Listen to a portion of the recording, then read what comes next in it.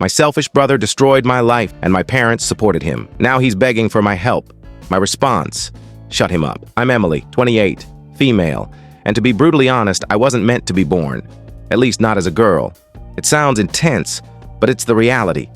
My mother always pictured herself with 2 sons, her ideal duo of athletic boys to carry the family legacy and fulfill her dreams. When she learned I was a girl during her pregnancy, she was heartbroken. My Aunt Rachel, who I'm still close to, once shared something that stuck with me. She said my mom was so upset about my gender that she considered ending the pregnancy. By the time she made up her mind, it was too late and too dangerous, so I came into the world. Not as a joy, but as a disappointment. My mom never explicitly said I was unwanted, but she didn't need to. Her glances, her treatment, and the way she spoke about me when she thought I wasn't listening said it all. I was a colicky infant, a clingy toddler, and later, a challenging kid. Nothing I did ever measured up. Then there was my older brother Jake, 30, male, who was flawless in their eyes. Jake was their pride and joy, the golden child. To my parents, he was practically a saint. If you asked them, then or now, he could do no wrong. Jake wasn't just favored, he was the antagonist in my life. He made it his mission to make me miserable. Growing up, Jake had a talent for pinning blame on me. If something broke in the house, it was always Emily's fault. He shattered Mom's prized vase. I must have done it. He swiped cash from Dad's wallet. Clearly, I was to blame. He'd spin elaborate, ridiculous stories, and no matter how far-fetched, my parents bought every word. Eventually, I stopped trying to defend myself. What was the use?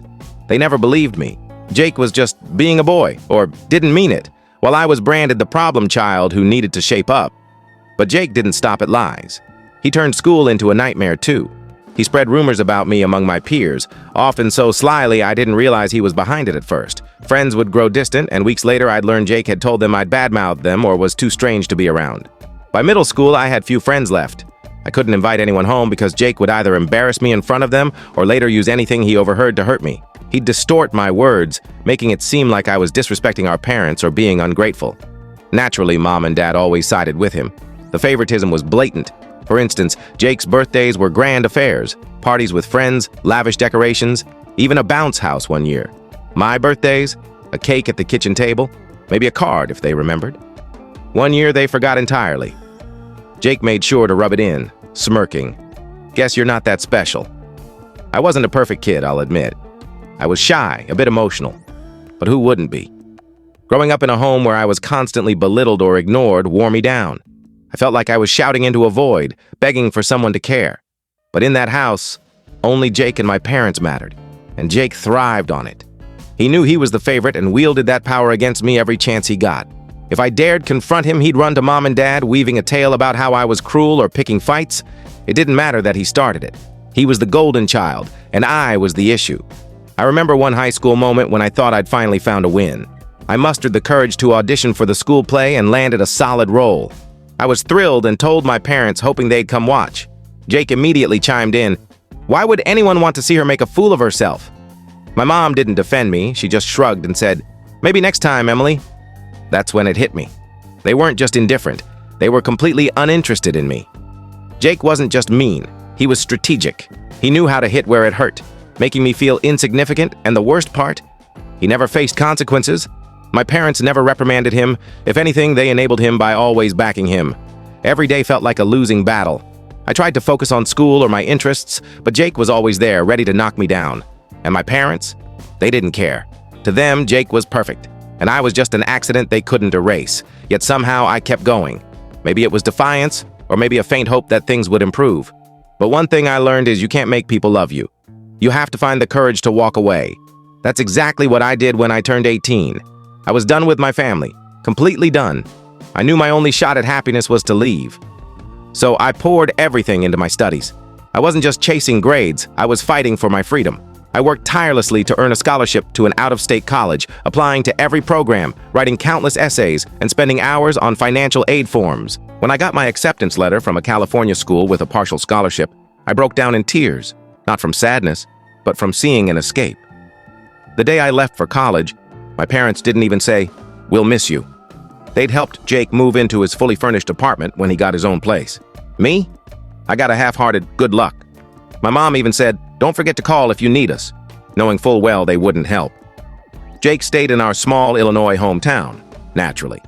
My parents paid for everything: his rent, his car, even his food. Meanwhile, I was on my own. Walking into my dorm room, staring at the empty walls, I realized this was my first taste of true freedom. It was both terrifying and thrilling. Once I left, my parents quickly erased me from their lives. At first, I tried to stay in touch, calling a few times, but the conversations were brief and awkward. They never asked about my life or school. They just talked about Jake, his new car, his big parties, how he and his girlfriend Sarah were getting serious. It didn't take long to see they didn't care about me. So, I stopped calling, and they didn't seem to notice. Our family group chat became all about Jake, his achievements, like how he made the best burgers at a cookout or was planning a business that never materialized. Meanwhile, I was juggling 15 credit hours, 2 part-time jobs, and late-night study sessions to keep my scholarship. Some days, I didn't know how I'd survive. I'd work late at a campus cafe, then stay up until 2 a.m. studying. I lived on cheap noodles and discount snacks because that's what I could afford. Some days, I felt like I was falling apart, but I refused to ask my parents for help. Not that they'd have offered, but I wasn't going to let them see me struggle. Even when things were rough, I never regretted leaving. My senior year of college was a game changer. That's when I met Ethan, who later became my husband. I wasn't looking for love, I was too busy surviving. But Ethan came into my life in the best way. We met during a group project in class. He was genuinely curious about me, not just for the assignment, but as a person. At first, I was wary. My family had taught me kindness often came with strings attached. But Ethan was different. He was patient, warm, and made me feel valued. What struck me most was his family. The first time he invited me to their house for dinner, I was a wreck, but they welcomed me instantly. His mom hugged me like we'd known each other forever, and his dad teased that Ethan only brought home someone special. They asked about my life, my studies, my dreams, and they listened. It was so different from my family that I didn't know how to handle it at first. Over time, I let my walls down. Ethan's family became the support I'd never had. His mom sent care packages during exams with snacks and encouraging notes. His dad helped fix my car when it broke down, even though we'd just met. They treated me better in weeks than my parents had my whole life. Graduating college felt like my biggest triumph. My parents didn't attend, of course, but Ethan and his family were there, cheering loudly. After graduation, Ethan and I moved in together. We didn't have much, but we made it work. I landed a marketing job, and he started as an engineer. We built our life step by step, and for the first time, I felt like I belonged. My wedding was the final break with my family. People think weddings mend broken families, but mine proved how little they cared. When Ethan proposed during a quiet hike, I was ecstatic. It was simple and perfect. That night, I sent a photo of the ring to our family group chat with a quick, "I said yes." I didn't expect much, but I hoped for at least a "congrats." Instead, silence. They all read the message: Mom, Dad, Jake, but no one replied. I double-checked to make sure it sent. It had. They just ignored it. As I planned the wedding, I tried to involve them. I texted my mom about venues or colors, small things like, "What do you think of these invitations?" Or, "Any dress shop ideas?" She either didn't respond or gave one-word replies like "cute" or "fine," which screamed disinterest. I even asked if she'd come dress shopping. She said she was too busy. Doing what? No clue. So I stopped trying. Ethan's mom, meanwhile, was thrilled. She helped pick my dress, organized guests, and spent a weekend crafting decorations with me. She made me feel like I mattered.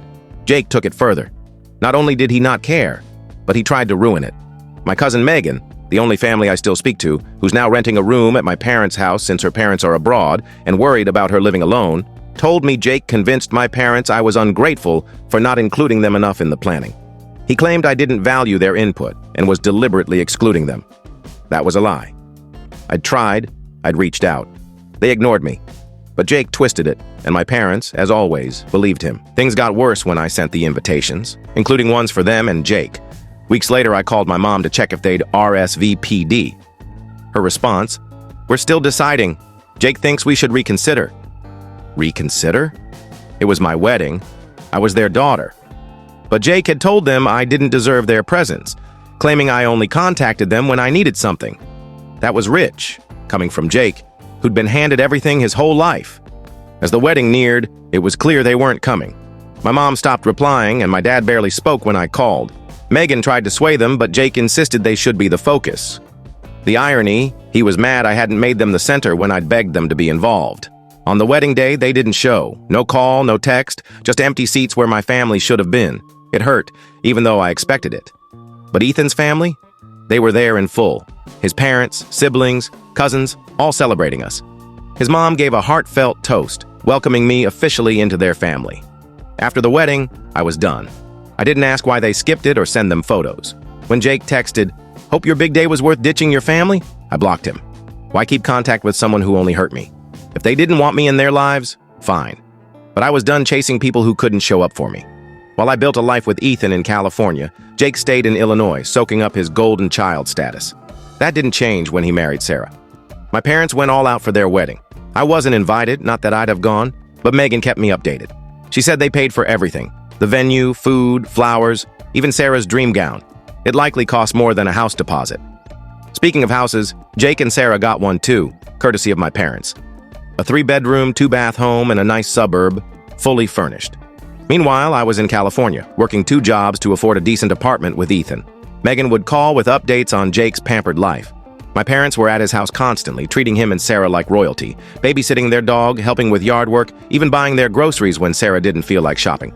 It stung, not because I wanted their help, I'd managed alone for years, but because it highlighted how differently they treated us. They couldn't text me for my wedding, but for Jake, no expense was spared. For a while, Jake and Sarah seemed to have it all. My parents bragged about them endlessly, acting like they were the picture of success. Megan said they'd rave about Jake's perfect wife and their idyllic life. But then things changed. My parents started hinting about grandkids, subtle at first, mentioning how a baby would complete the family or how they couldn't wait to spoil one. But they weren't subtle for long. Megan said my mom became fixated on the idea, bringing it up constantly, pressuring Jake and Sarah about starting a family. My dad wasn't better, talking about passing down the family name and Jake's duty as the eldest son. I wasn't shocked. My parents are oddly traditional about family, obsessed with biological grandkids. Adoption? Not an option. It had to be blood, ideally a boy to carry the name. Jake and Sarah tried to deflect for as long as they could. Megan said Sarah would brush it off or change the topic, while Jake made vague excuses about not being ready. But my parents kept pushing, making it a constant source of strain. Megan told me about a family dinner where my mom bluntly asked Sarah if she was on birth control and when she'd stop. Sarah was mortified, but my mom didn't care. One day, Megan called with big news. Jake and Sarah had been trying for a baby but hadn't told anyone. They'd been seeing fertility specialists for over a year, and the results weren't good. Jake had a condition, Megan didn't know specifics, that made it nearly impossible for him to have biological kids. Sarah was fine, but the issue was Jake's. They kept it secret for a while, and I understood why. My parents wouldn't have been kind or supportive. They'd have been crushed. The kind of crushing that makes you feel like you've failed the family. But secrets don't stay buried, especially in our family. My parents' relentless baby talk didn't stop. Every visit, they'd pressure Jake and Sarah about when, not if, they'd have kids. Megan said it all exploded at a family dinner. My mom was hounding Sarah about babies, saying things like, "You're not getting younger," and "Don't wait too long." Sarah finally broke, saying, "It's not that easy, okay?" Then it all came out.